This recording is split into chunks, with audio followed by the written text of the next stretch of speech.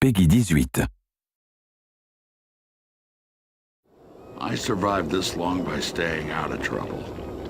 Saving you may have changed all that. The world of Rage is definitely not the place to want to take your parents on vacation. It is a harsh, dry, unforgiving wasteland where death awaits you behind every corner. You have a world that's post-apocalyptic, where everything has been destroyed and everything is in ruin. You wouldn't want to go without a couple rocket launchers, body armor, a week's worth of food.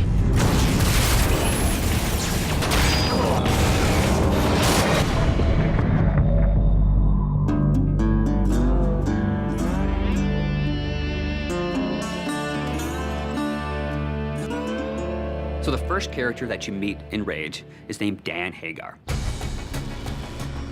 I hear there's something special about you Ark people. He is this fatherly character that is trying to keep the settlement safe. We knew we needed a great voice talent, and the only way to find that is look for great actors. In the initial images I saw of Dan Hagar, he had glasses, the shorts, the fishing vest, and I go, that totally reminds me of Walter Sobchak from The Big Lebowski. And I go, Tim, we need to get John Goodman. Welcome to the future. You can imagine if there was an actor from Hollywood that could survive an asteroid destroying the Earth, he would be on that list. Get to town. It'll be safer there. You can feel his fatherly ways. You can feel that he's got this tough interior. It really was a great combination.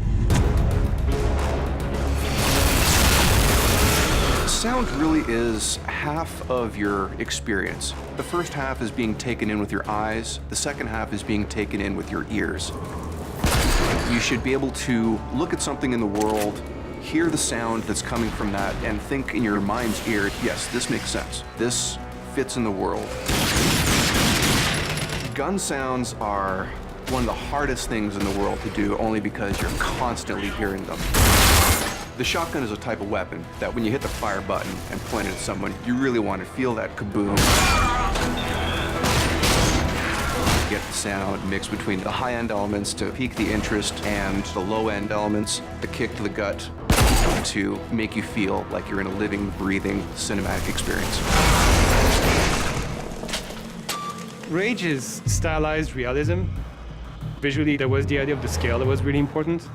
And then it was also like an idea of futurism. So it is still a believable city. You know, there was definitely a lot of visual from brutalism that has that feel that kind of relates very strongly with the authority. So I wanted to go with something that's very solid and very aggressive looking. And also we're trying to basically make the parts of this universe one cohesive environment. There was a world before, and there's a new world after that. And you have to think of like the layers between the two eras, basically.